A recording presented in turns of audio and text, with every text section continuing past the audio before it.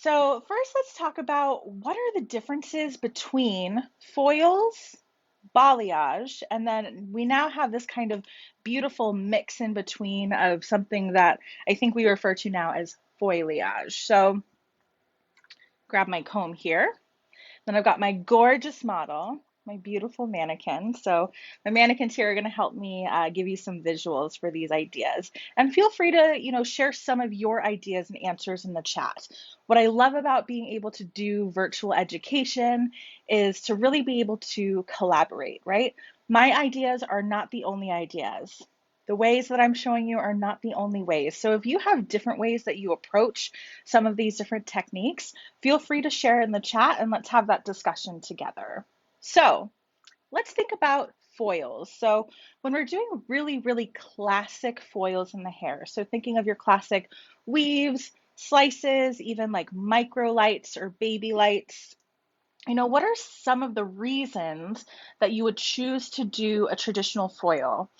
Feel free to share that in the chat while I share some of my reasons and my ideas. So for me, if I'm choosing to do a very traditional foil, whether it's a slice, whether it's a weave, for me, the reason that I would choose to do a traditional foil is I'm really looking to gain the same amount of lift from the roots to the end. So I'm really looking for a consistent lift and a consistent result from top to bottom. That's usually why I would choose to go with a traditional foiled look. Now, depending on whether you do slices, weaves, micro lights, baby lights, whatever that is, you may get a different result in the kind of dimension that you're going to get. But typically what you're looking for is that nice, even, consistent result. Another reason that I might choose to use foils is because of the fact that it's isolated within that foil, you're going to get a little bit more heat conduction, so therefore potentially more lift. Now, the amount of lift that you get is dependent on so many different things, right? It's dependent on your saturation, it's dependent on your timing, it's dependent on developers, and of course, what is the starting canvas that you're working with? Is it virgin hair? Is it hair that has a lot of previous history or color? So the amount of lift always is going to be determined by those things. But again, really thinking of my goal is going to be that same result and that same lift from top to bottom. Okay. Then we have, I'd say over the past 5 years specifically, we've really become accustomed to this idea of foliage, right? So foliage is going to be, really thinking about kind of soft strokes. I'm just reading here. Oh, okay. So there's a great question here from Samina as far as where to purchase mannequins. At Wella, we partner with Pivot Point, and those are our favorite mannequins to use. And I've had really, really great success and results with Pivot Point mannequins. So thank you, Pivot Point, for that. But I'm sure there's other mannequins out there, but those just tend to be my favorite. So hopefully that answers your question for you. So thank you, Samina.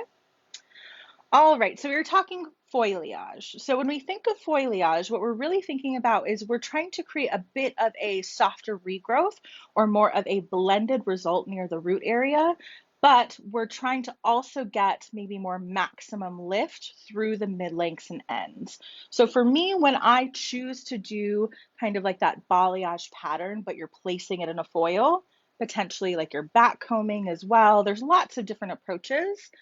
But the reason that I would choose to do foliage is if I'm wanting a bit of a softer result at that root area, a little bit more seamless and blended, potentially more low maintenance, but I'm trying to get a bit more lift through the mid lengths and ends. I'm trying to create more contrast between the lighter areas and then my dark surface that I'm working on. So a lot of times if I'm working on a naturally darker hair, if I'm working with hair that maybe has a lot of history to it, and I'm really trying to expose and bring out more contrast, foliage is a great way to go. Now, what we're talking about today is really, really true balayage. So when we think about, kind of balayage in its origin, we're thinking about really sweeping lightener onto the surface of the hair. And you can do balayage and you can kind of isolate it with like saran wrap or a plastic wrap. You can even isolate it in foils as well.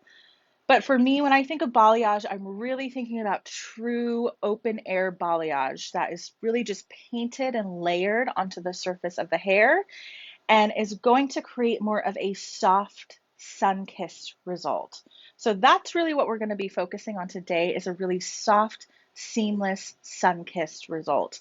And really the art of balayage or the craft of balayage and that idea of really sweeping that lightener onto the hair, like I said, it's an art and it's something that really takes practice, and it's something that I'm extremely passionate about and I love to do. And I think we all have different aesthetics as far as, what is the hair that we love to do, or what is our clientele. And for me, I really work with a lot of very soft, what I refer to as almost hyper natural hair color. And by that, I mean that there's maybe not a lot of contrast. A lot of things look very kissed by the sun. You're seeing things that are a bit more like level on level, to the point where it truly just looks natural. It looks like that is the hair that they were born with.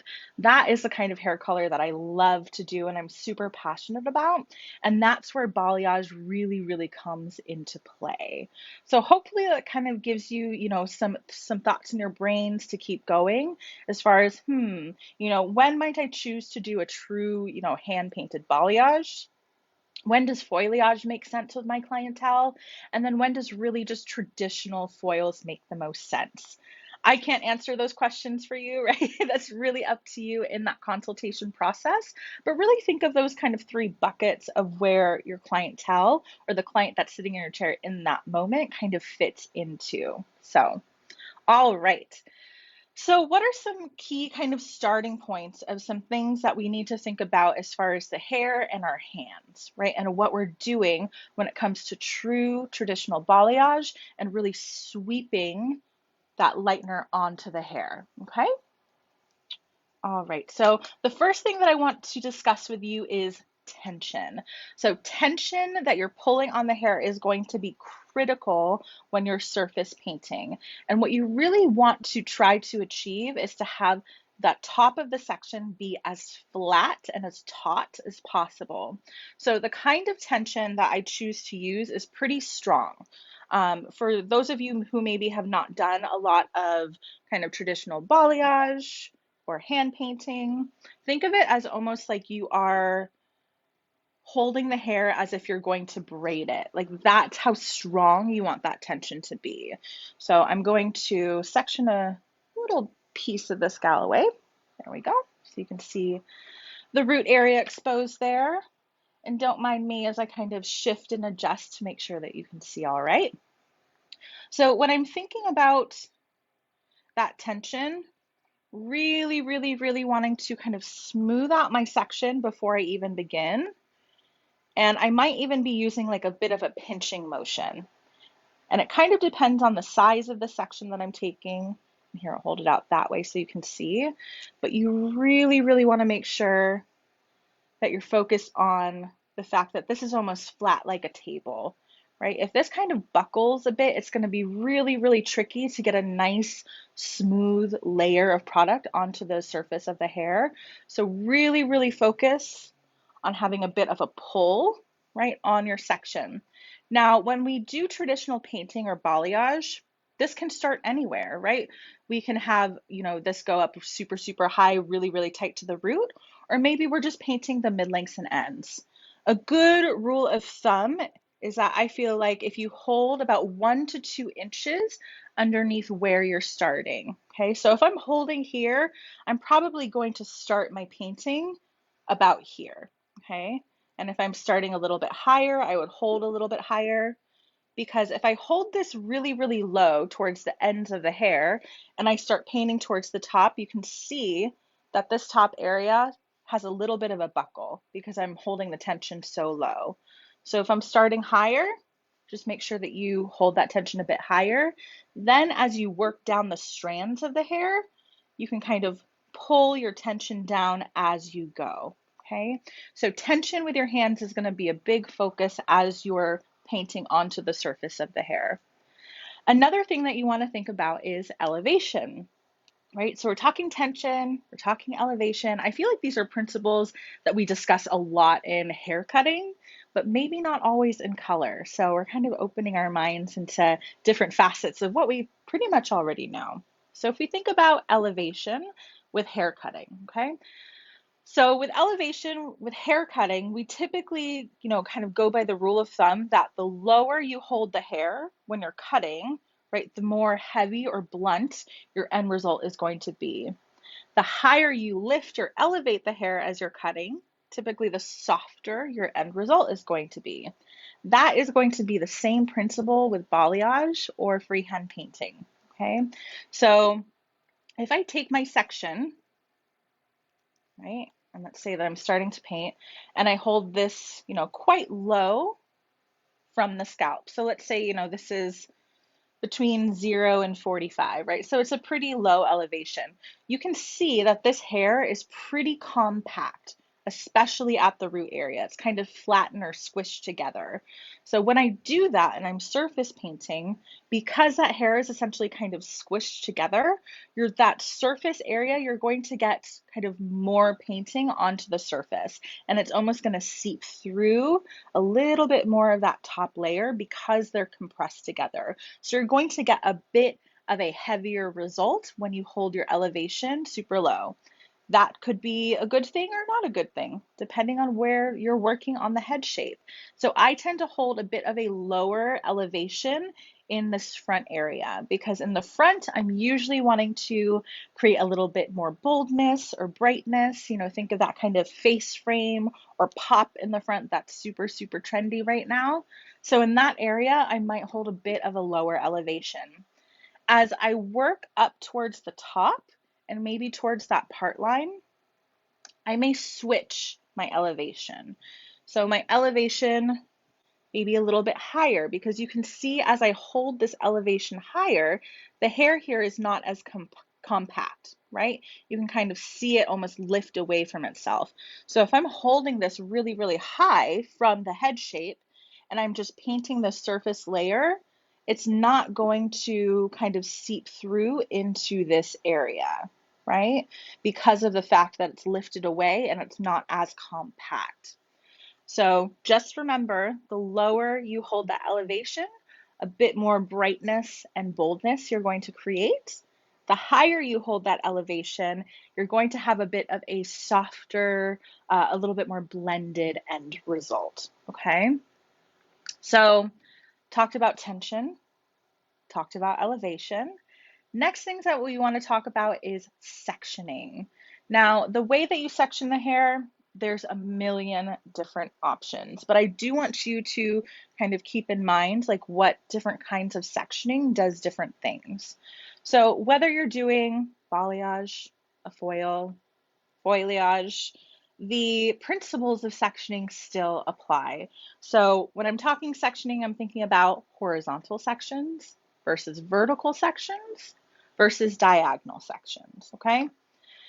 So if I am painting on a very, very true horizontal, what you're going to get is a very soft end result, okay? Because if you think about it, and again, this is with foils, this is with foliage or balayage. So if you are adding dimension onto a horizontal plane, this hair, when it falls, right, it's going to fall and almost kind of fan out. And then each section is going to layer on top of that, on top of that, on top of that. So you end up getting this very soft, blended, almost like curtain effect, right? They kind of fall and veil over each other.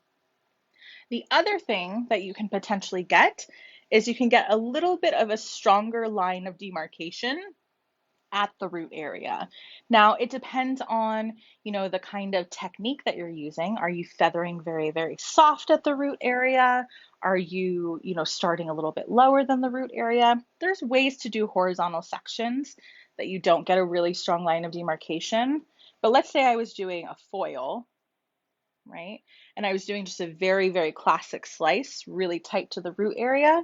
You can see that that would be kind of straight across in that way. So not necessarily a bad thing. It really just depends on the maintenance of your clientele and of course just your desired end result. Now, when we work on more vertical sections, and again, this is true with painting or with foils. So if I work with more of a vertical section, right? So this is going to essentially fall exactly where you place it. And you want to think that this is almost going to create more of a linear ribbon. So if you're trying to get kind of those like contrasted ribbons of dark next to light and dark next to light, you're probably going to be working on that vertical plane. And that way you're going to kind of see those pieces and ribbons that you're placing in. The next thing that you can do, of course, is diagonal sections. So diagonal sections I tend to work with a lot. Diagonal or kind of curved or soft sections like that. They're going to allow you to really work with the natural curvature of the head shape. And when we work with the curve of the head shape, we tend to get a little bit more of a fluid, blended result. So I see some friends are just joining, so welcome, welcome. What did you miss? So we are talking all things balayage today, and right now we're just talking about some of the different dynamics of how you hold the hair, so tension versus elevation, and right now we're talking about sectioning. So you didn't miss a whole lot. We're really just having some of these discussions, but welcome, and we're so glad that you joined. So we were talking about diagonal sections. So whenever you work on kind of a nice fluid diagonal, you're going to get, excuse me, a bit of a softer, more blended end result. So today we're going to be working with definitely a lot of diagonal sections and even a little bit of horizontal sections and show you how to create a really transformational but soft and blended end result. Okay? So now when we think about sectioning with balayage, so we have kind of our major sections, right? So when we just section off the hair in that horizontal, vertical, or diagonal, but then we have subsections that we're going to take.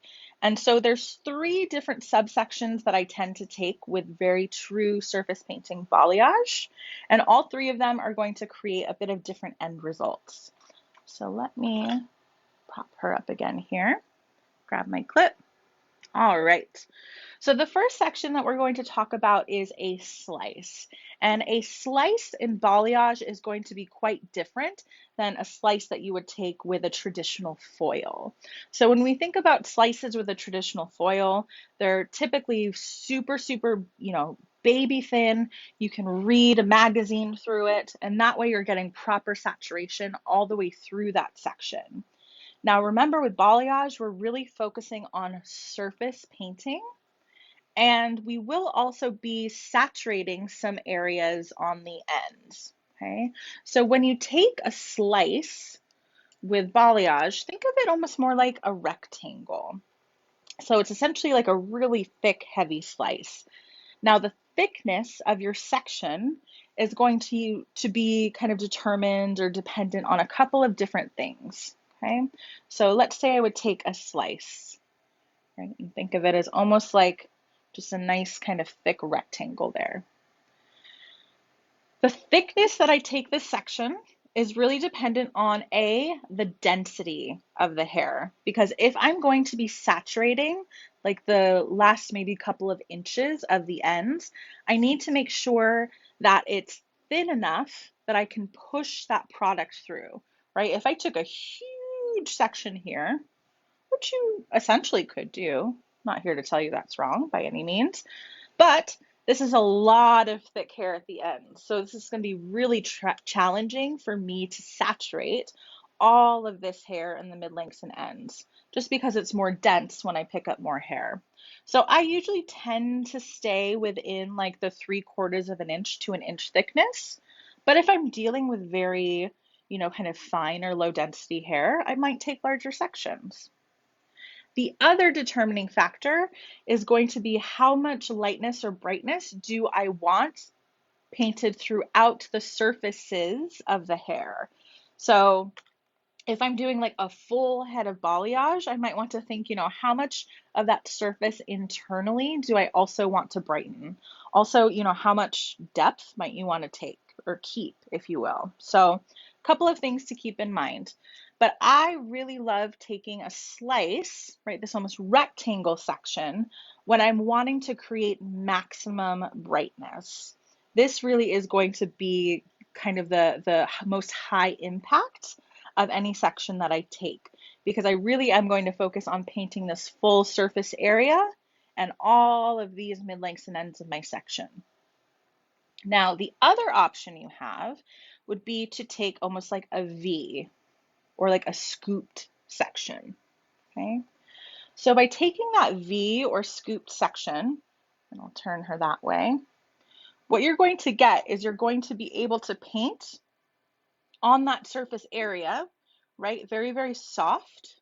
But then because you're leaving out some of that hair on the sides, you're leaving depth next to it. So you're going to have this kind of soft lightness on the top with some pockets of depth underneath.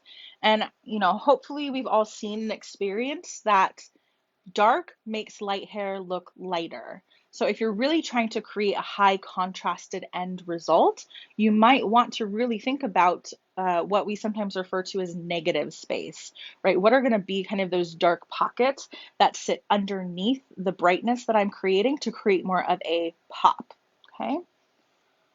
The next section that I also like to take sometimes is a zigzag, okay? So it's exactly what you think, right? It's going to be just kind of that nice zigzag underneath. So you have kind of these natural highs and lows.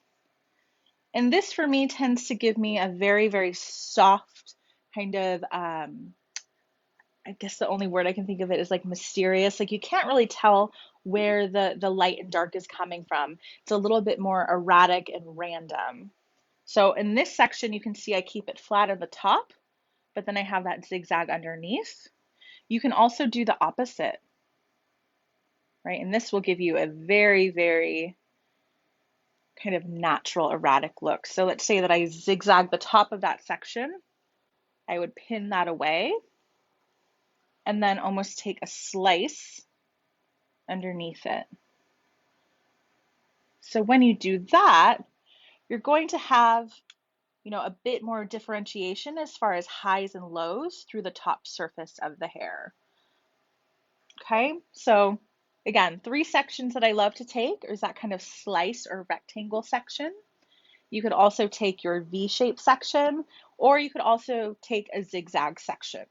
So today I'm going to be focusing more so on slices as well as V sections in my demo. Okay, so speaking of demo, let's get some hands and hair.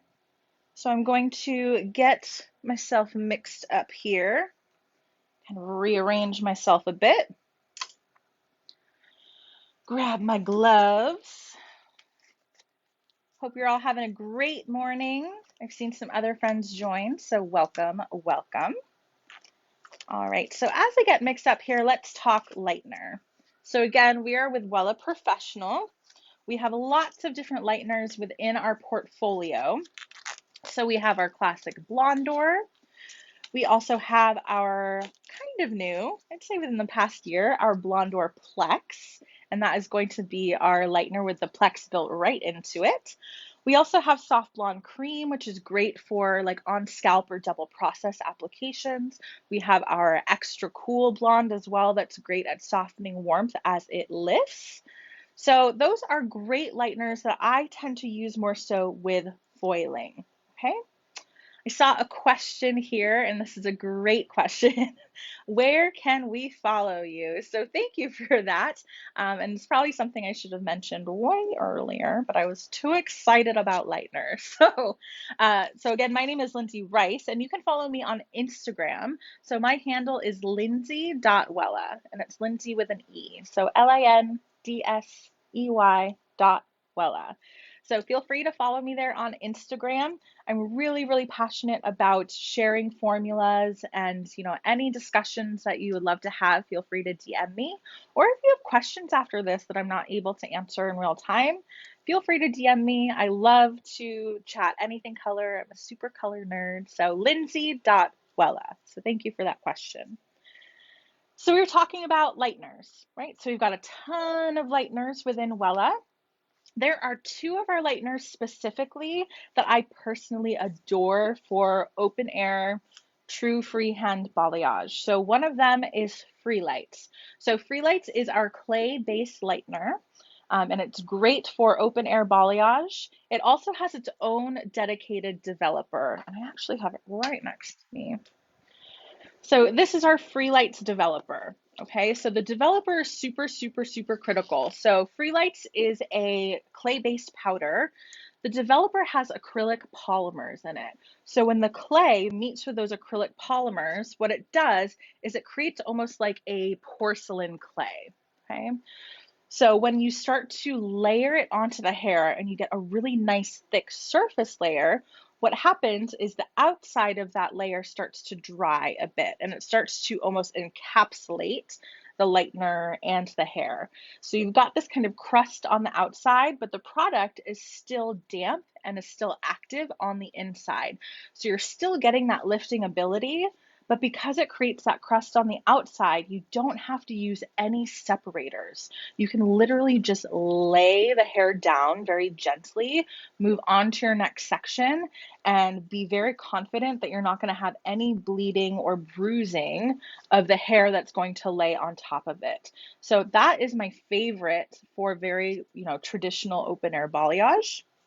Another favorite is going to be our lightener called Magma. So Magma can also be utilized in a foil, but I love it for freehand painting. So it's our lightener that lifts and deposits tone in one step. So as it's lifting, you also have a really, really wonderful deposit of tone at the same time. So magma is also partially a clay-based powder. So when you mix magma with that Free Lights developer, the one that has those acrylic polymers, you're actually able to get the same effect as Free Lights, but you also get a toning effect at the same time. So that's actually what I'm going to be using today is magma. And I am using our stroke 8-9. So for those of you who are maybe not Wella users right now, our stroke 8-9 is a soft pearl blue with a soft violet. And that soft violet we call cendre. So it's a pearl cendre. So think of it as like a really nice soft pastel kind of blue violet. And that will help to soften warmth as we're lifting. So I'm using Magma today, but know that you can also use Free Lights in this freehand application, okay? So I'm gonna go ahead and get mixed up here. So I mixed together 50 grams. I mixed a lot of lightener. So when you're demoing, the worst thing is to run out as you're demoing, so you can mix less. But I'm mixed together 50 grams of our powder lightener, that's stroke 8-9, and then 75 grams of our Free Lights 20 volume. Now, our Free Lights developers, we range anywhere from 20, 30, and 40. It just depends on the amount of lift that you're looking for. And remember, this is an open air application, okay? So typically using a higher level, I wouldn't necessarily use like a really high level in a foil, but when it comes to open air balayage, I tend to work with those higher developers of the 20, 30, and 40. And you can see as this is mixed up, it's that really beautiful soft blue violet. That's going to be, again, that toning agent that you're going to get as you're going. So yes, so I have a friend asking me, what's your Instagram again? So it's lindsay.wella. So Lindsey Wella. Okay. All right. So I've got my magma mixed up there. I'm going to go ahead and bring my gorgeous model back over here. All right. So let's talk about application strokes. Can't find you. Can you type it in? I will do my best. Let's give it a go. I've got my gloves on. So hopefully. All right, give me a second. The magic of technology, eh? All right. And again, this is on Instagram. So lindsay.wella on Instagram. All right, there we go. So it's typed in there for you. Okay. So let's talk about application strokes. And through my demo, I'm also going to be utilizing a couple different brushes, and I'll tell you why as I go, but let's talk through this first. All right, so I'm gonna move that here. I'm gonna scoot out of the way a bit here. Okay. I'm a little short, so let's bring this section down. Okay, there we go. So, different application strokes. And again, these are application strokes that really work and make sense for me. Is the way that I do balayage the only way? Absolutely not. But hopefully getting at least some inspiration here. All right, so I was over there putting some product on my brush as well as my paddle just to get ready. So application strokes. So I tend to work with kind of 3 different strokes usually, and kind of, sometimes a hybrid of different ones, but I usually go with what I call like a V. The next one that I do is kind of like a chevron or almost like a diagonal. I've sometimes heard it referred to as like a check mark. And the next one is going to be threading. So 3 different application strokes that I really love. Question here, do I also teach on Instagram? I do. I do a lot of kind of virtual education. So I'm a signature artist with Wella, which means that I am a full-time educator. That is what I do all day, every day. And on my Instagram, there's even some different saved lives of, some classes that I've done. So, feel free to check it out. Check out my IGTV via my page. I've even got a couple reels there. So, yes, I'm teaching all the time and I would love to stay connected to you. Okay. So, application strokes. So, and for the sake of demo, I'll just do, actually, I'll do like a slice here so you can see. Okay. So the first application stroke that I do a lot is called a V. And so with this application, what I'm really trying to do is set up some high points on each side. Then I'm going to kind of fill in that surface area towards the center and then saturate on those ends all the way through. Okay.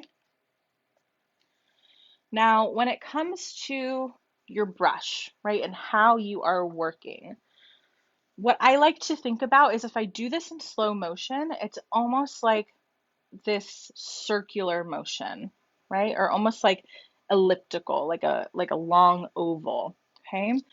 So as I'm doing this motion, what's happening is I'm only hitting the hair on that downward motion, right? And it creates a very fluid effect that's consistent, right? If I go in there and I try to kind of flick back and forth from the get-go, it's a little bit hard to control that kind of layering buildup on the hair. Think of it too, like if any of you do barbering or clipper work or even scissor over comb, when you do that, you don't put the clippers in the hair, then turn them on and start going, right? You turn the clippers on, then you ease your way into the hair and work out, right? It's kind of the same thing when we are painting hair, is you want to start that motion even before you get started on the hair, okay? So I'm going to start a little bit lower here and I'm going to start to build that V. Okay, so I'm building on that side. So you can see that it really is just painting that surface layer. I don't want this to push through. You can also see that nice tension that I'm working with. Okay. Also, I have like a ledge of product, right? Think of that almost like nice thick layer at the very top. And that ledge kind of allows me to really just focus on that one side. I'm going to turn this a bit so you can see. So you're starting to just build that V. Okay, get a hand up here so my arm's not in the way. So you're building that V on either side. Now, to continue and kind of mesh this into more lightened and brightened ends, I'm going to start to fill in that center. Okay, you still got some very kind of soft peaks here, right? And you can kind of flick those up, right? So those can be a little bit softer there.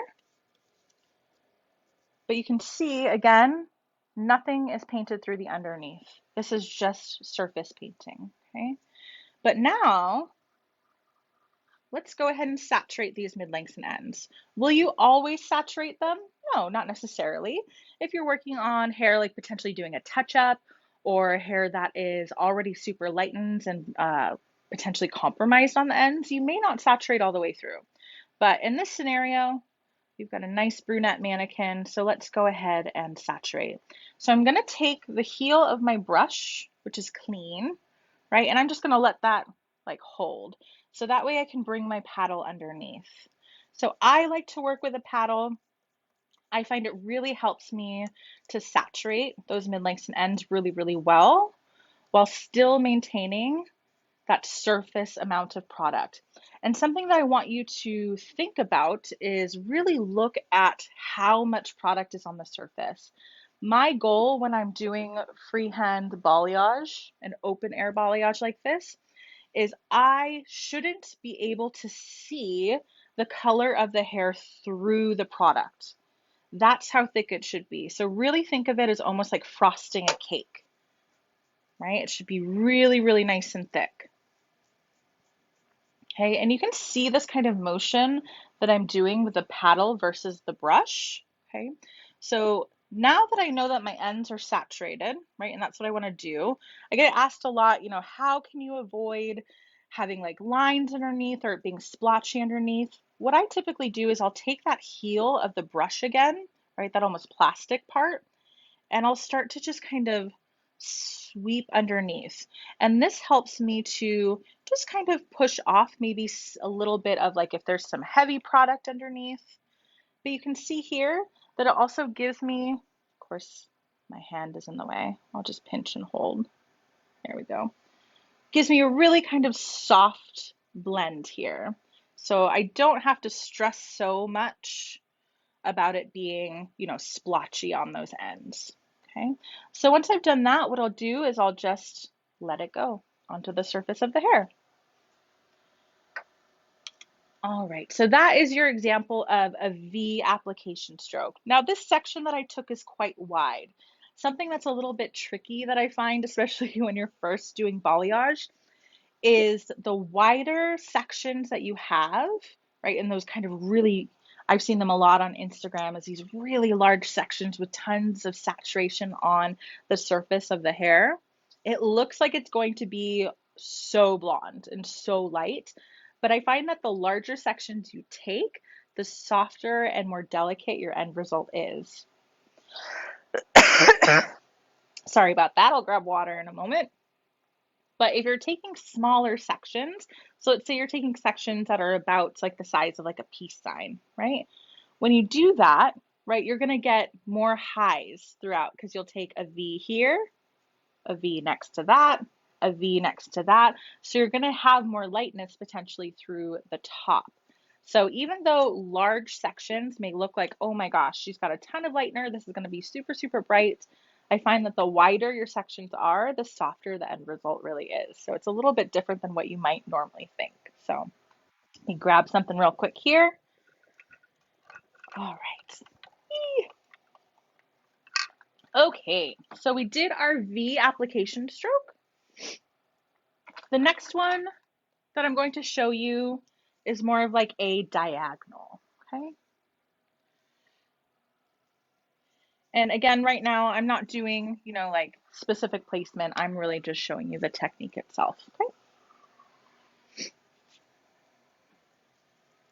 A little thread behind me here. Okay. So the next one that we're going to do is more of that diagonal. And I tend to do quite a bit of diagonals towards the front area. And especially if I'm trying to create like a focal point in one direction or the other. So today, the demo that I'm going to do in that front area, I'm really going to be focusing on a face frame. So I'm going to be doing quite a bit of these diagonals where I want to have more height towards the front, but then more depth towards the back. So I'm going to start in a similar manner, right, of kind of starting to build in that midsection.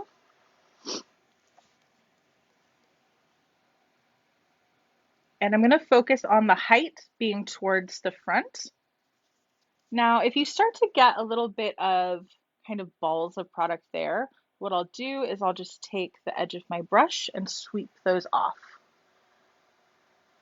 There we go. Right, so I've got more height towards the front of my section, and then I'm just going to kind of drag that down at a diagonal. So you can see you've got more height towards the front and then more depth towards the back. So what you really want to think of too when you're doing this is, where is my negative space, right? Light against dark, right? Dark hair will always make light hair look lighter. So if you're looking for more contrast, if you're looking for more of those kind of visual highs and lows, then you want to make sure that you still maintain depth. On the application I'm going to do today, I'm going to show you a little bit of both. I'm going to show you some kind of pieces underneath that maintain more of that negative space. And then I'm going to show you some threading, which is going to be really tight to the root, which will create a very transformational look. All right, so we've got more height at the top, more depth towards the ends, and then still saturating, again, those mid-lengths and ends. So that would be more of like your chevron or diagonal, okay?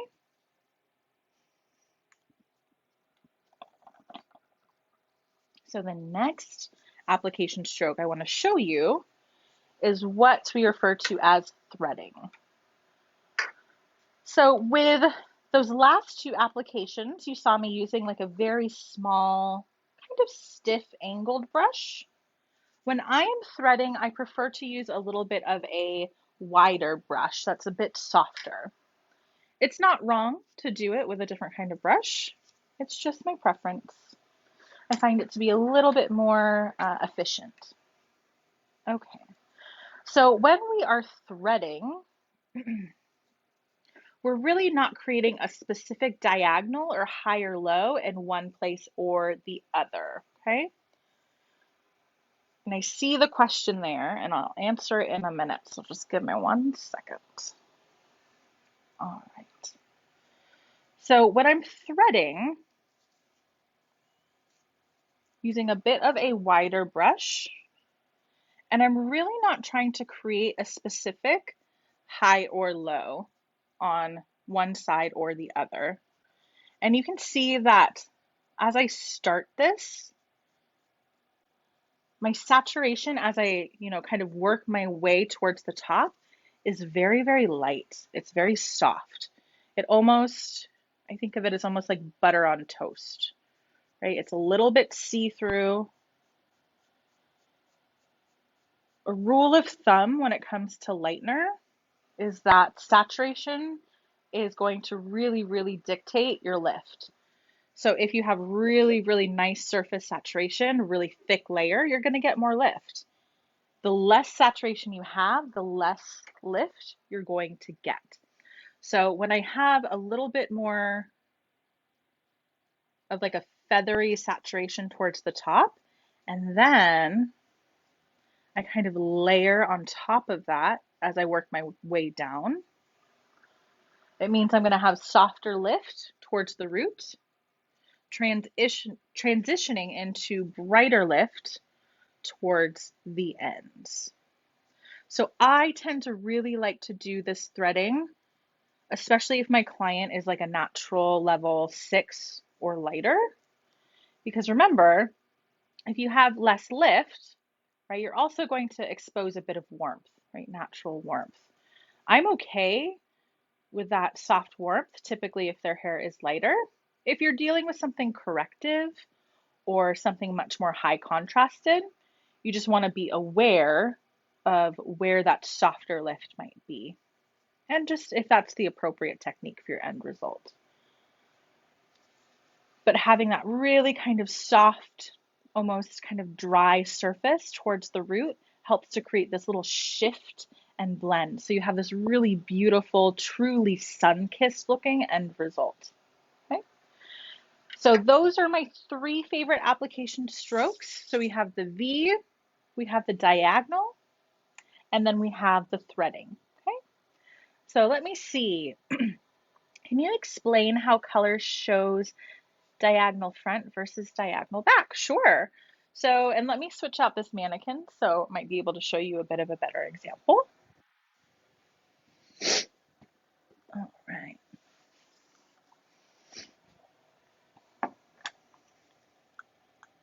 All right. Here we go. I'm going to take a sip of water here. All right.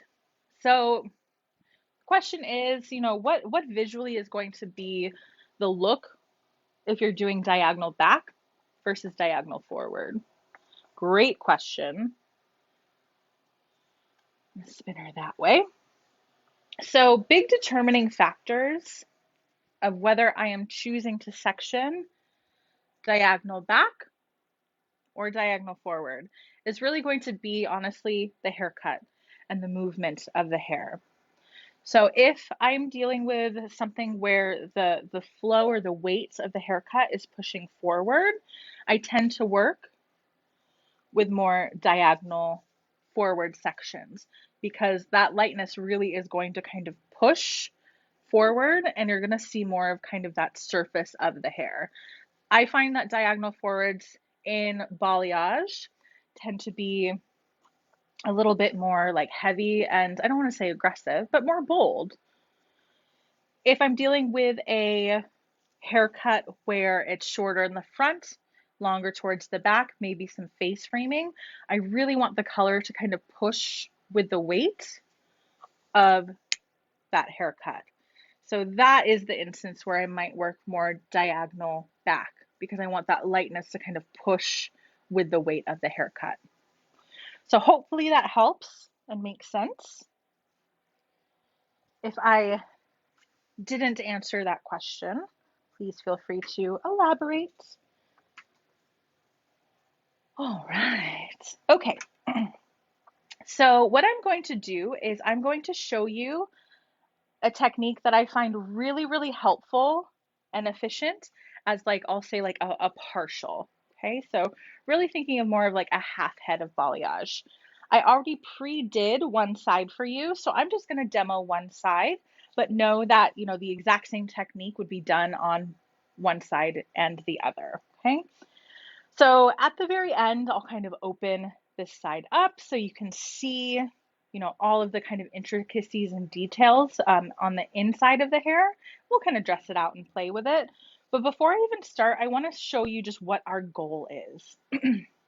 And this is what I mean by hyper natural looking hair color. Okay, so this mannequin is a level 6, top to bottom. And what I really wanted to do is just give it a soft, hyper natural, sun kissed end result. So this isn't about going from a level 2 to a level 10. Right?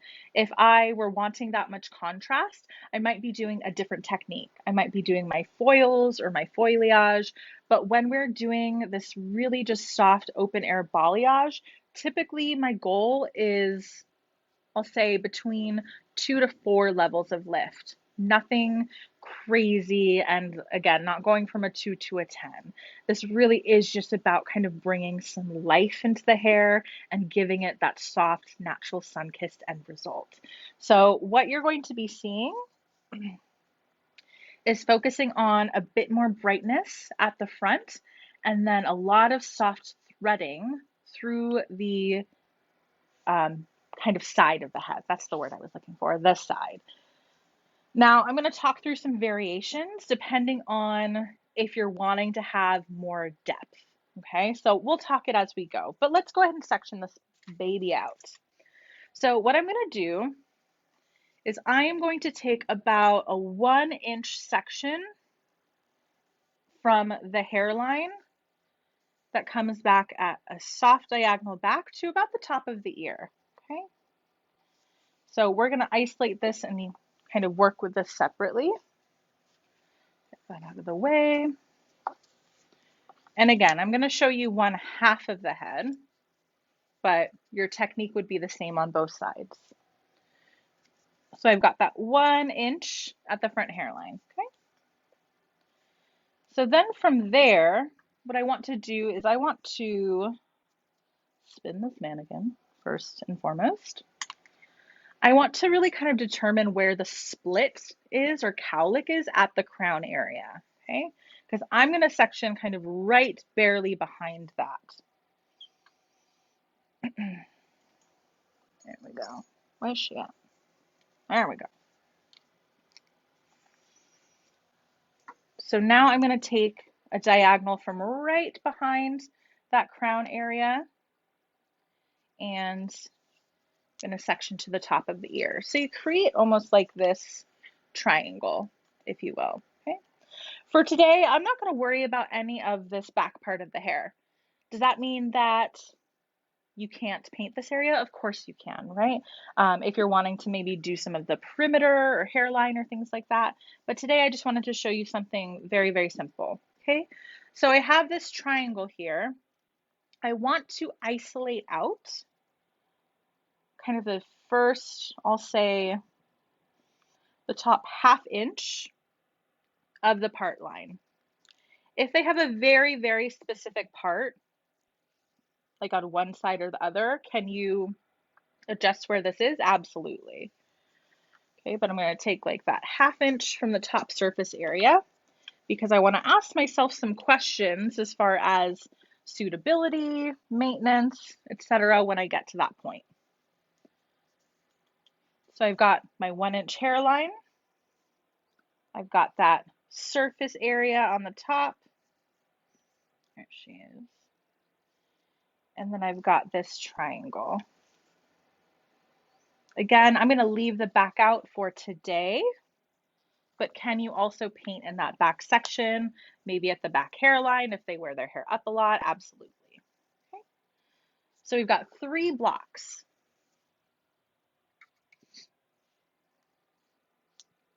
All right. So the first place that I'm going to focus is this front hairline. The reason I'm starting in the front is because I want this to be the lightest and brightest area of the hair. So I want this to process for the longest amount of time. So through this front section, I'm just going to be taking diagonal slices. I'm not going to leave any hair out in between. I am going to be surface painting all of these different slices, but I'm going to be saturating all of the mid lengths and ends. So you get it really, really nice and bright. Okay. All right. Okay, so I've got my slice there. And again, I am working with our tonal lightener called Magma. So it's a lightener that lifts and deposits at the same time. I mixed it with our Free Lights Developer 20 volume. You also, depending on what you're choosing to do, you can also use, of course, a higher developer, 30 or 40. But for demo purposes, I thought 40 would be good. Or I'm sorry, 20. All right, so I'm holding this at a bit of a lower elevation. Let's make sure she doesn't go rogue on me. All right, a bit of a lower elevation because again, I want this to be really nice and bold. And here I'm thinking a little bit more of like working on that diagonal. So having a bit more height towards the front hairline. And really, really layer that on the surface of the hair. There's no such thing as too much product. All right. So now I'm going to start to saturate those mid lengths and ends with my paddle.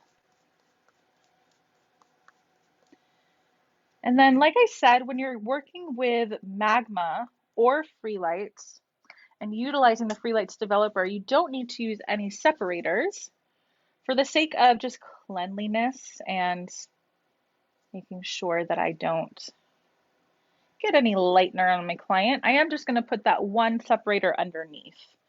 So if this were a client, it would just be to like protect the cape and keep it nice and clean. All right. So I've got my first section there. So I'm just going to keep cruising through that section in the front, right? That kind of 1-inch strip, if you will. Hopefully you're all enjoying. This is making sense to you. Maybe getting some ideas for your next clients. All right. So I'm going to pull that back, nice clean tension. And really, really focusing again on that surface.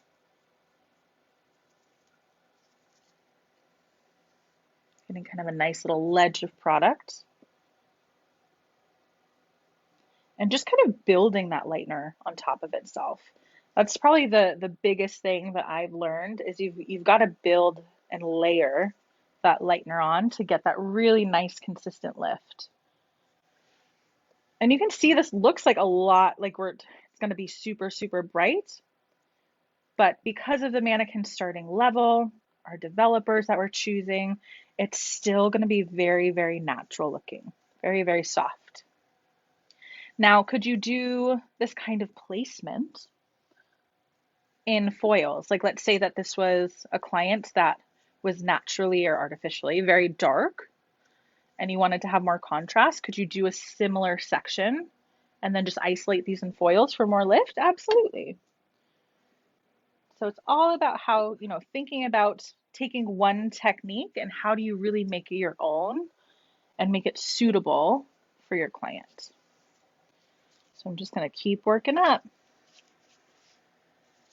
Oh, thank you. Got lots of love in the chat here. So just know that I see that and I appreciate it. You all are awesome. All right. Got our next section here. Now, something to be mindful of is the section that we're in right now is kind of right at that recession area. So really take a look at your client's hair and, think about the density there. This mannequin has pretty high density for this area, but if you have a client that maybe has, naturally a lower density in the recession, this might be an area where I actually maintain a bit more depth. So you can actually see on this mannequin, I went a little bit further away from the scalp, right? If you leave a little bit of depth there for those clients that maybe have a little bit of lower density or maybe they're thinning in that area, having a bit more depth there will give the illusion of more density. Okay, so just something to think about. Again, this mannequin she's not losing her hair anytime soon. So we're going to take that nice and tight to the scalp, but something to think about. And you can see, even though these sections are small, I'm still working on that diagonal, right? I have a little bit more height in the front of my section, but I'm leaving a bit more depth in the back of my section. All right. We'll just keep saturating those through, grab some more product. Again, don't skimp on the lightener.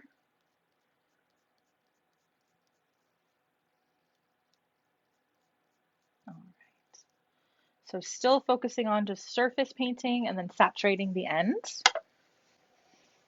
And then again, we're just going to keep repeating this all throughout. Make sure you all can see okay. All right. So my next section, we're still going to be working on these little slices, if you will. Because of the shape of my section, they just kind of look like little squares. All right.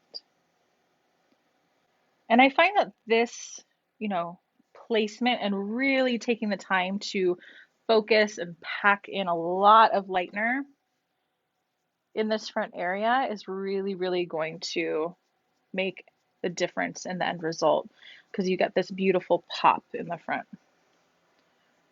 All right. So we're just doing more of the same.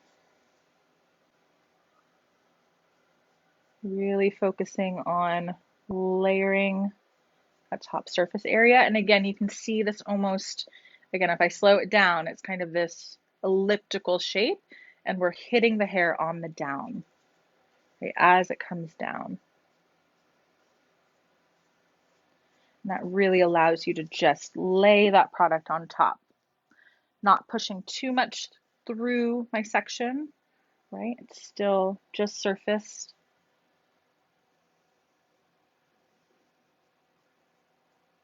And then just build, build, build so you can't really see through your lightener there. And then we'll saturate those ends. So all of the ends in this front section are going to be saturated all the way through. So again, nice and bright. And remember, the goal here is that soft, sun-kissed, true, natural looking balayage.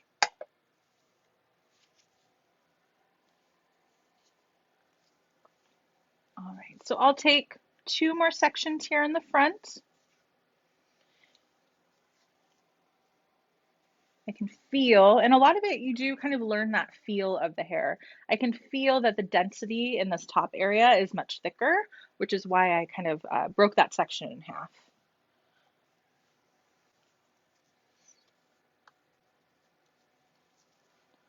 All right, so nice clean tension here at the front.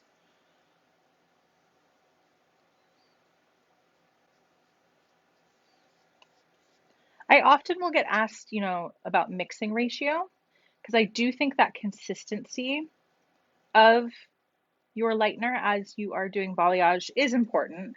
I do think that it's, a bit personal as far as, you may like a different consistency than I do, and that's fine. With our free lights, you can mix anywhere from 1 to 1, so equal parts of powder and developer, to 1 to 3. So 1 part of powder to 3 parts of developer. I do like my lightener to be a bit thicker. I find that I get a little bit of an extra boost and lift. I also really like, it's almost has a little bit more tack to it. So I find that it really just sticks to the surface of the hair really well at that 1 to like 1.5 ratio. So today I did like 50 grams of powder to 75 grams of developer. So 1 to 1.5 is my preference, but I encourage you, try out different ratios and see what works best for you. All right. So we're still working on that kind of diagonal placement as far as the actual physical application stroke that we're doing. So I've got 1 more section here in that front hairline, and really, really just wanting to get that nice and tight to the front.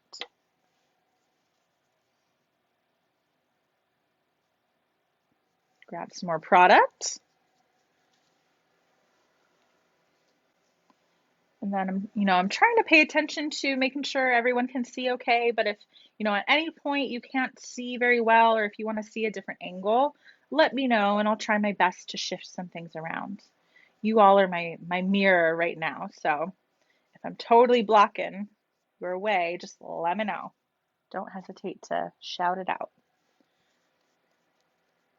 All right, so just build, build, build. And we're just, kind of almost dusting this as we go. Still leaving a bit more depth behind it. Really, really laying that on. All right.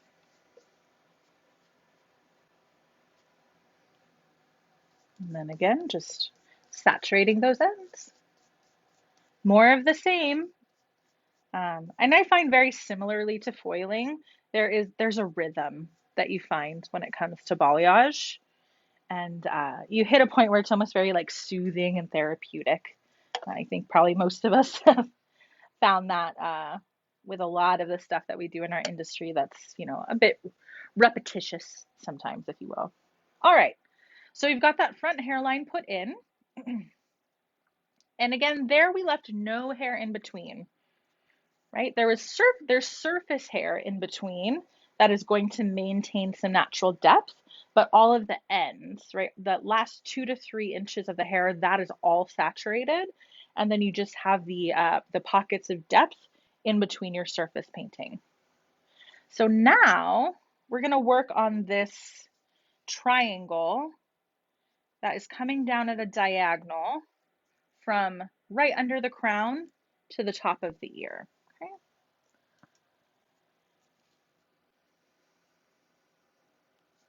So I'm going to take diagonal back subsections. And my subsections are going to be pretty thick, like they're going to be about an inch to an inch and a half deep, if you will. Because on these, I am going to take a V-shaped section because I want to leave a bit of depth underneath on each side. Okay.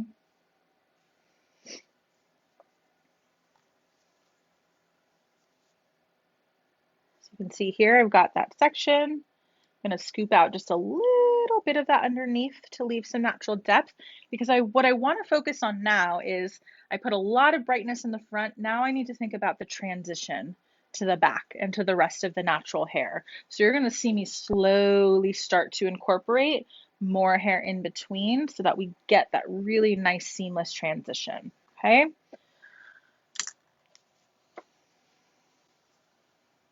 I'm going to grab more product.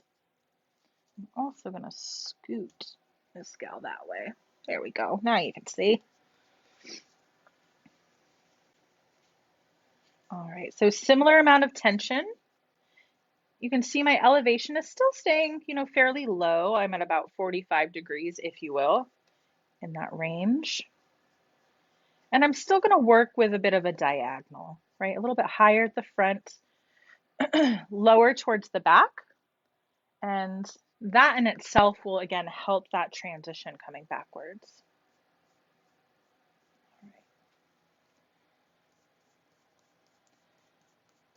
Similar focus as far as, start to saturate some of those mid-lengths and ends. And then we'll just lay that down.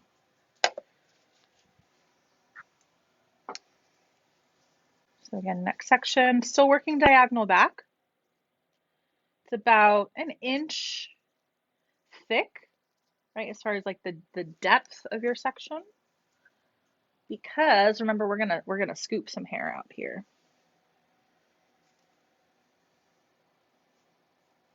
There we go. Now this is a pretty wide section. And in this scenario, honestly, I'm okay with that. So the thing when you're taking really wide sections like this is remember, even though it looks really wide and large, it's actually going to create a bit more softness, especially if I'm doing like a V where I have more height here and more height here, right? You're going to have more of that pocket of depth underneath. So here I will do a bit more of kind of that V. So that way I'm just creating some kind of soft internal highs and lows. A little bit of like a visual pop. So let's start building my V on this side.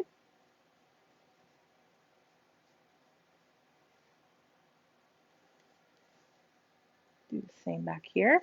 Now in this V, I'm still going to have, some lightness on each side, but on this back side, I'm not going to go up quite as high.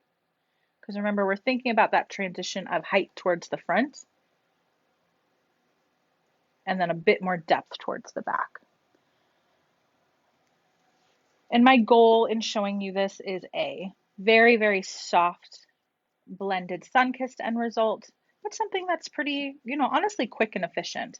I'm slowing it down for the sake of demo, but if I were to do this on both sides on the client behind the chair, I could probably get this full, application done in about 30 minutes. It's pretty quick once you get going and you get that rhythm, if you will.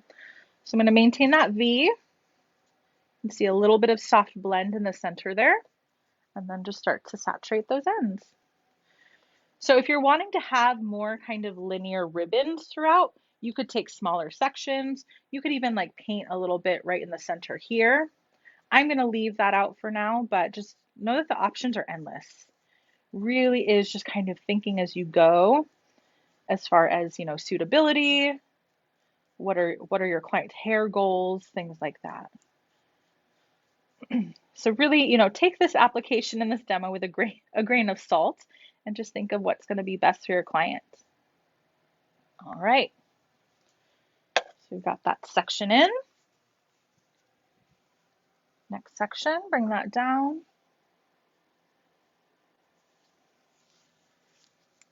So I've got about 2 more sections here, it looks like. Right. There's that clip. So you can start to see the natural build of just height, right, to depth, height to depth. Now, could I paint this whole section, like a big wide section? I could.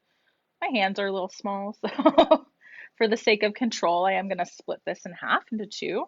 And each one I'm going to do that kind of scoop or V shape. Okay. Now, what you want to start to think about here is because the top of our section is above the parietal ridge, right? We're getting closer to that front hairline.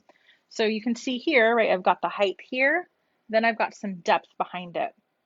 So I need to ask myself, what is the goal, right? Do I want to maintain this as like the one singular pop, or do I want this to kind of softly blend as we go? And that will help me to determine how high I go with my lightener, right? If I think about this almost invisible diagonal line coming backwards, if I wanted to maintain that depth at the root, I might keep my lightener that low. Does that make sense? Like you're almost creating that visual effect. I want it to be a little bit more seamless. I don't want to have as much like contrast of like some depth against the light. I really just want to create an overall sun-kissed result. So I am going to go a little bit higher here, but I just wanted to kind of take you through that process in my brain of looking at the hair and thinking, how much depth do I want to keep and what depth do I want to essentially take away. So for this, we'll still work with a little bit more of a diagonal section here. So that way we get a little bit more blend and brightness kind of next to each other, but the options are endless. And again, if you feel like you're getting a little bit of product on the underneath, just scoop that away. No big deal.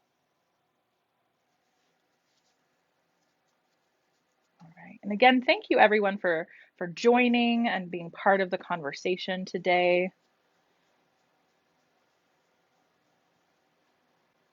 Hopefully you're getting at least, 1 or 2 little tips or tricks. All right, so worked with that diagonal, saturating those mid lengths and ends, and then just laying that down softly. Got this section next to it. Right, and we'll do the same thing. So take some of that underneath so we still have some depth. Now, this one I'll still keep on a diagonal, but I will have this one sit a little bit lower just because of where it is on the head. Here we're almost like above the ear where it's transitioning towards the back. So similar idea, just not working up quite as high. So still focusing on a diagonal, but the diagonal just sits lower, right, to about there. Again, can you have some more kind of ribbons higher? Of course you can, up to you. Make sure we're still really saturating. Don't want to be able to really see any hair through that lightener. And then just grabbing those ends.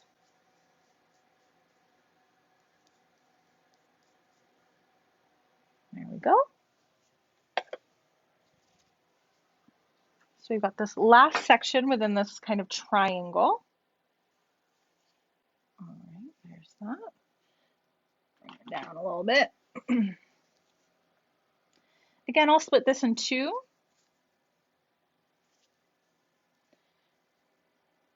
Now I am going to choose, just for the sake of kind of more pop through the ends, and I can feel that I have not too much density that I can't saturate this through. The front of this section, I'm going to choose to take essentially a slice, so this whole section. And then this one, I'll do the scoop, because again, I want to have a bit more brightness towards the front and then more depth towards the ends. So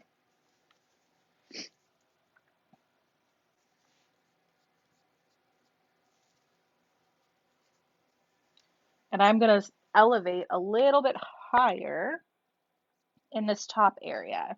Remember, we talked about elevation and that the higher you hold the hair, the softer the end result will be.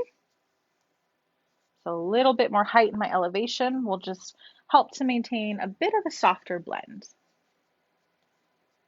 So kind of holding that up and away.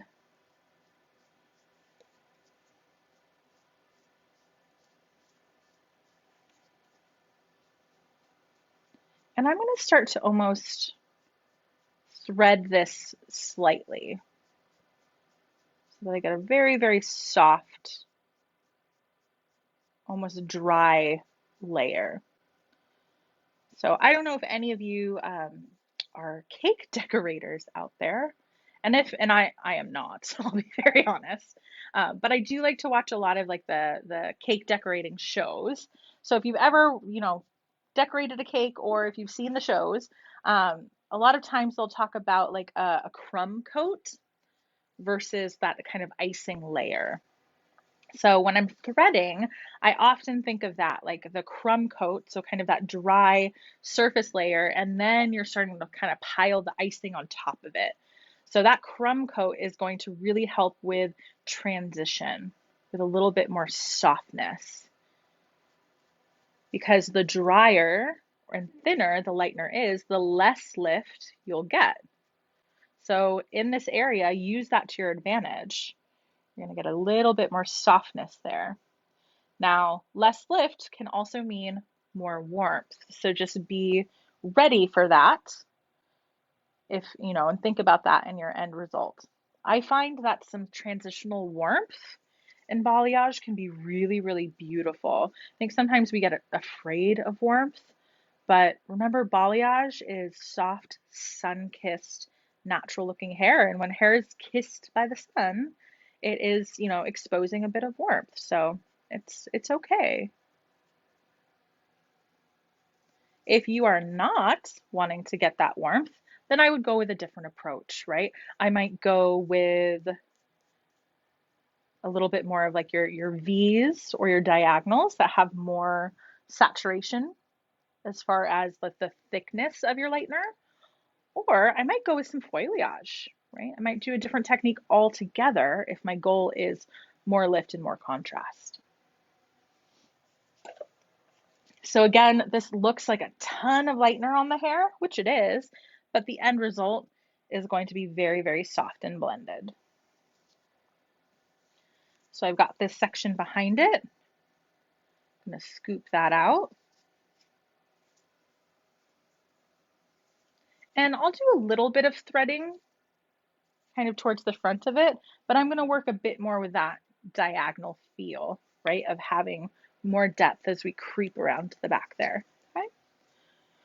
For those of you who may just be joining, we are talking balayage crafts and really the craft of just very traditional hair painting, talking a lot about surface painting, saturation through the mid-lengths and ends, different techniques and sectioning,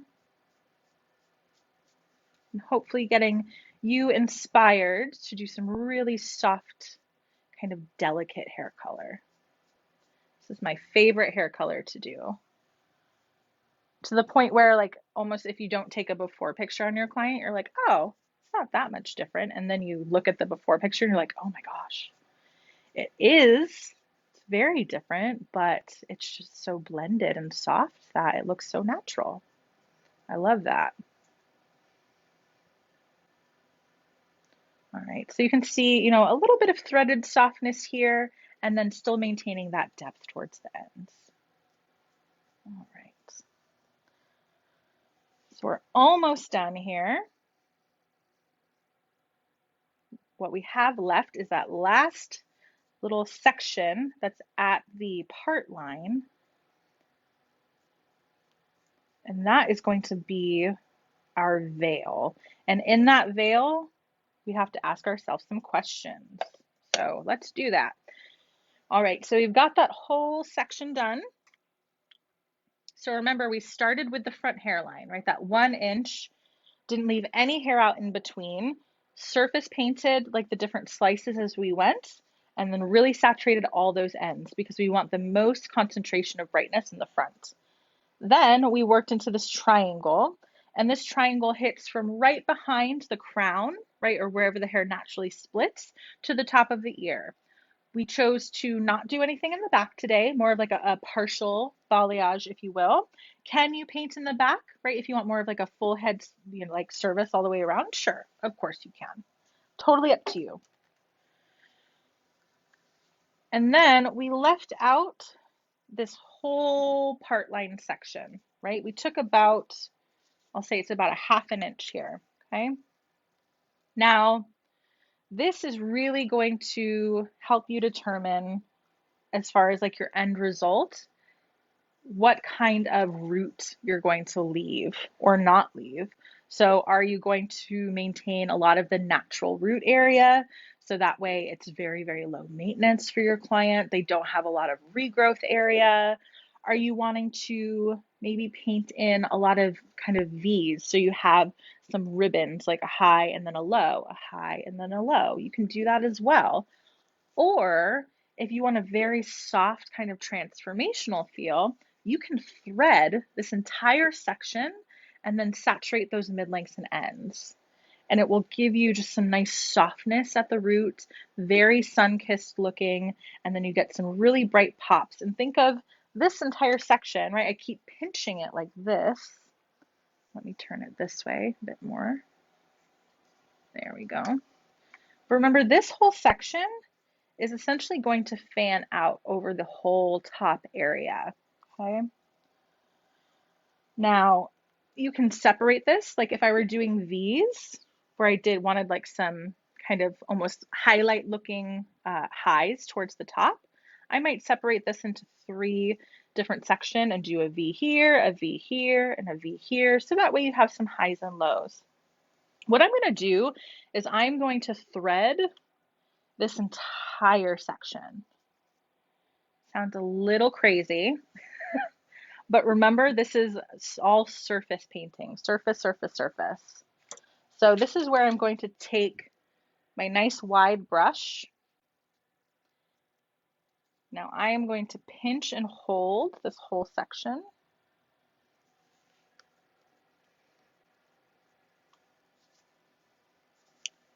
All right. A little bit of lift here, lift as far as on the hair. And I am going to start to just surface paint this whole section.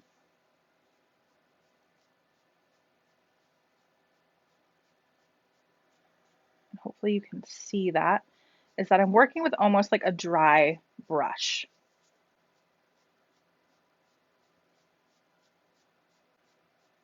And I just keep kind of smoothing using that flat edge of my brush.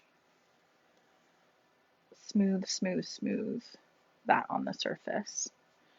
Now, doing something like this is a little tricky at first, and you really don't rush this, and you'll see I keep kind of re-pulling the tension of my hair.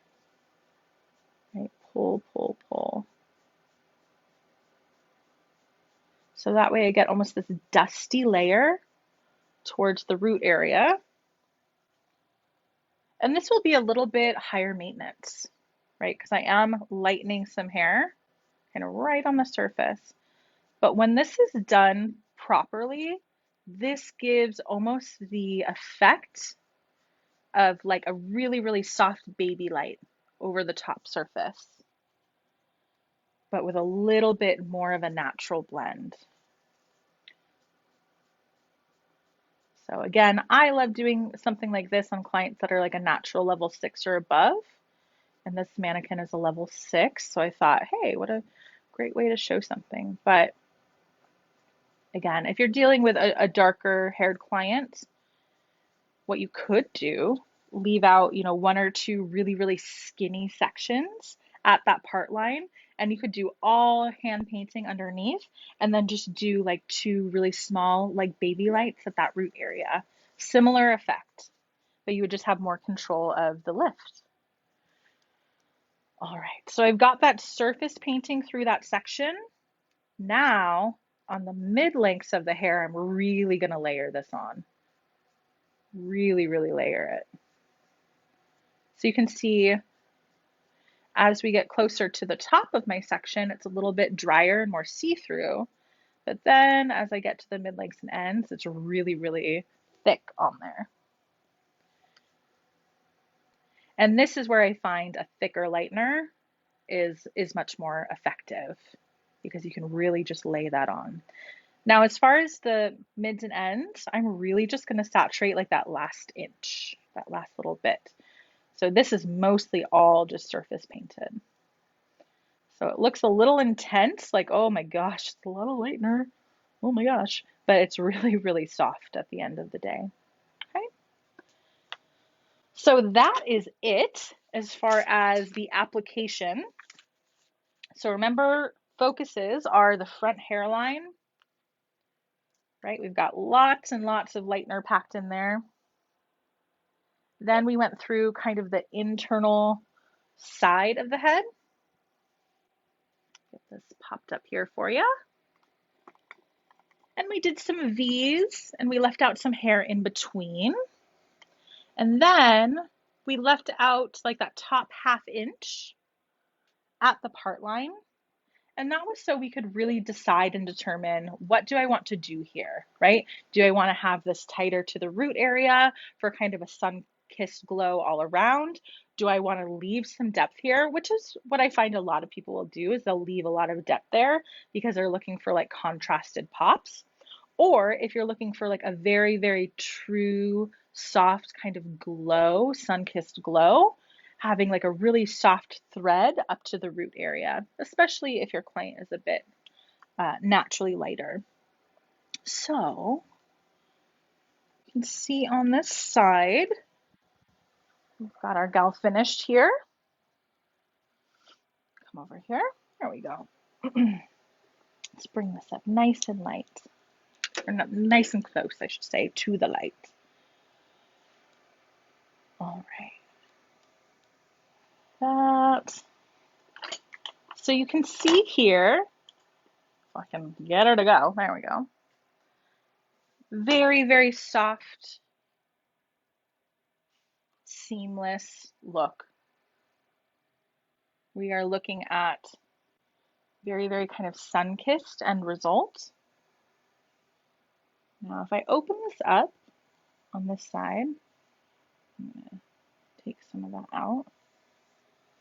You can see all of that brightness through the scalp area. Right? We've got some highs and some lows, because remember, we did leave some hair out in between as far as the surface painting. And then even if I pull this back, it's very, very soft, right? We don't have a ton of crazy contrast. It's not very liney. It's very, very blended. You still have some ribbons here, right? But still nice and soft. Question here, are you going to show the first mannequin after the wash? So I am not. The first mannequin was really just to show you application strokes and things like that. So I'm not going to wash that because that one's really not about the end result. I can bring it back for a second so we can see lift. So let me show you this one and then I'll show you the other one so you can see how it's lifting. So very, very soft here. You can see very blended. Open this up so you can see that root area. So remember, this started as a very, very solid level 6 mannequin. but you're able to see like those almost like micro ribbons all the way through. So this was done with also the Magma Stroke 8-9. So it's a blue violet lightener that will lift and tone at the same time, right? And you can start to see internally through here, right? The brightness towards the front, transitioning to soft, soft, maintained depth at the scalp area. So this is all with the Stroke 8-9 and 20 volume.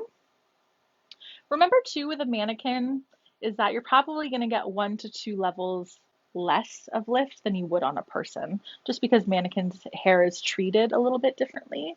So if I, like in this mannequin, it lifted to really beautiful 8s and 9s. I can very much guarantee that if this was a person with an all over level 6, this would lift to like some really beautiful 9s and 10s. So with this mannequin, I also did do like an all over toner or gloss with it. I used our Color Touch, which is our demi-permanent, and I went with 10 stroke 03. So a little bit of a natural soft gold to really just kind of accentuate that glow, that sun-kissed glow. And then you can see at that root area, there we go, get some light on there. With that threading, it just creates almost this baby light effect. Very, very soft all the way through. So it looks like you almost did like a full set of really, really tight highlights on there. So this to me is just a very transformational look while still looking incredibly natural, which is always my goal when it comes to traditional balayage.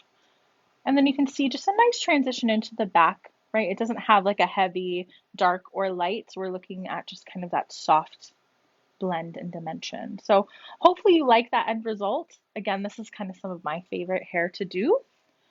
Let's go ahead. We had a question of, are you going to show us that other mannequin that you were working on before? So remember, this one was just for the kind of demonstration of placement. But if you want to see how it's lifting, so remember this is stroke 8-9 with 20 volume. This mannequin has like levels 4s and 5s. So if you want to at least see how that's processing, right, you're getting some good lift there. I'll try to almost comb some of this off. So you're getting a good amount. I'd say that's at like a level 7 or 8 on that dark mannequin.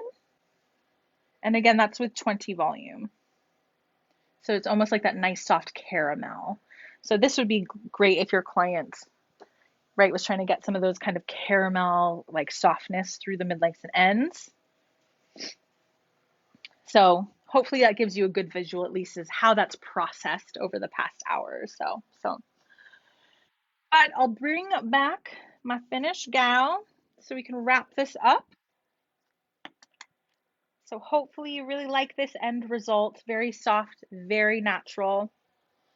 And even if your clients are looking for something more expressive, I hope that you took some tips and tricks as far as how to make that happen and how to personalize and customize this to your clientele. So with that, I just want to say a huge thank you for sticking with me, asking wonderful questions, and being engaged.